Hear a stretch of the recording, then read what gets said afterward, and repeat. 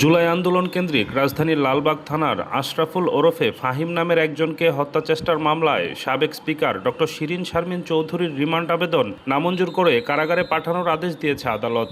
মঙ্গলবার ঢাকার metropolitan magistrate Mohammad Jewel Rana এ আদেশ দেন। এর আগে আদালতে হাজির করে শিরীন শারমিন চৌধুরীকে 2 দিনের রিমান্ডে নিতে আবেদন করেন মামলার তদন্ত কর্মকর্তা গোয়েন্দা পুলিশের পরিদর্শক মহসিন উদ্দিন। মঙ্গলবার শিরীন শারমিনকে গ্রেফতার করে ঢাকা মহানগর পুলিশের গোয়েন্দা শাখা এদিন ভোর 4:30টায় ধানমন্ডির বাসা থেকে তাকে গ্রেফতার করা হয়। এরপর বেলা 1:55 দিকে তাকে পুরান ঢাকার সিএমএম আদালতে আনা হয়।